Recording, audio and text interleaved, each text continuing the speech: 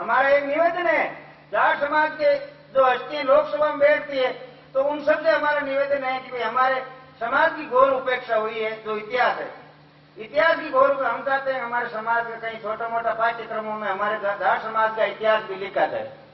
एक लाइन में पढ़ा मैंने कि भाई मोहम्मद गोरी को खोकर जाटों ने मार दिया, ऐसे जैसे किसी ने थप्पड़ मारा और वो मर गया हो। मोहम्मद गोरी जो भारत को लूट कर लेके गया है, उसको खोकर जाटों ने मारा, तो उसके लिए बहुत बड़ी योजना बनी होगी, बहुत बड़ी फौज बनी होगी। कोई तो होगा जिसके अंदर किताबें लिखी जा सकती है। 200-250 आदमी मरते हैं वहां पर, तो लाइब्रेरियां भरी पड़ी है, और हमारे खोकर जाटों ने मोहम्मद गोरी को मारा ऐसे जैसे कोई थप्पड़ मार दिया हो। तो हमारा इतिहास, भारत का इतिहास, डॉक्टर जाकिर हुसैन ने कहा है कि भारत का इतिहास ही जाटों का इतिहास है, और जाटों का इतिहास ही भारत का इतिहास है। अगर भारत के इतिहास में जाटों के इतिहास को निकाल दिया जाए तो पीछे शून्य बचता है, कुछ नहीं बचेगा। क्योंकि इस देश पर विदेशी आक्रांताएं जितने भी आए थे वो समुद्र तल से तो आए नहीं थे, और इस भूमि पर होकर आए थे, उत्तरी भारत में हुए थे हमले, और सारे जाट यहाँ निवास करते हैं। तो इन सब बातों को आप हमारे पाठ्यक्रम में जोड़े। कोई कार्यक्रम हो, जैसे सीआर साहब ने लीलैंड के नाम से ट्रेन की बात की, तो वो बहुत अच्छी बात है। मैं तो आप सबके माध्यम से सीआर साहब को साधुवाद देना चाहता हूँ। आपका प्रयास सफल हो, ये हम तेजस्वी महाराज से कामना करते हैं। आगे भी कोई ऐसी समाज से संबंधित कोई योजना का नाम चलाएं आप, जैसे राजस्थान के अंदर कई योजनाएं, देवनारायण योजना के नाम से इतनी बड़ी योजनाएं चल रही, तो हमारे समाज की बात है वो आगे से आगे बढ़ती रहे, और हमारे समाज के इतिहास को कोई भूले नहीं।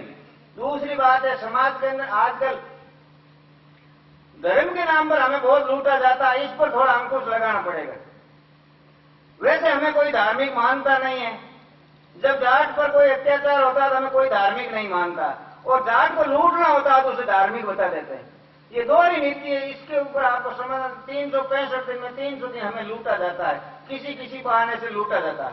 मैं एक दिन टीवी पर देख रहा था, करवा चौथ के व्रत का टीवी पर बहुत जोरदार प्रचार हो रहा था।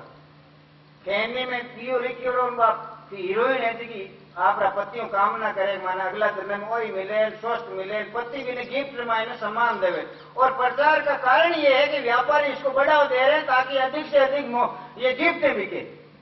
अब मैं ये सोच रहा था कि ये पति से कामना कर रही है, गिफ्ट की कर रही है, इसकी लंबी उम्र की कर रही है। मुझे नहीं लगता है अगली करवा चौथ आएगी तब तक ये इसकी पत्नी रहेगी।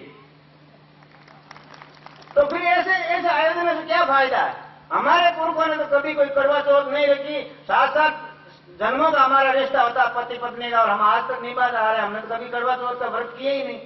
तो ये मीडिया की मेहरबानी है और व्यापारियों द्वारा ये रचित षड्यंत्र है हमें लूटने का, कि ये गिफ्ट बिकेंगे, ये पति पत्नी। कोई गिफ्ट की जरूरत नहीं है।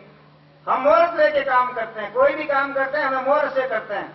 मैंने आज तक कोई काम मुहूर्त में नहीं किया। मैं यहाँ ये जरूर देखता हूँ कि मेरे समाज के लोगों का ये भ्रम दूर हो कि भाई ज्योतिष देखने से कोई लाभ होता है, इसलिए मैं सारे ही काम काल के चौकड़ियों में करता हूँ। भाई आज काल का चौकड़िया वो काम मैं करूंगा। अगर मैं मर जाऊंगा, आप टीपने सच्चे मान लेना। मैं नहीं मर रहा हूं तो आप इस बात को मान के चले टीपने झूठे हैं। मैंने गाड़ी ली तब कहा आज सुतक है गाड़ी, मतलब हुक्म ठीक नहीं है। मैं तो गाड़ी मरने के लिए ले रहा हूं, तुम दे मेरे गाड़ी में 2 साल हो गए, मेरे खरोंच ही नहीं आया आज तक। आप बिना मतलब के हमारे पुरखे तो कोई टीपने देखते ही नहीं थे, तो हम बिना मतलब के लूट के साधन को क्यों अपनाएं?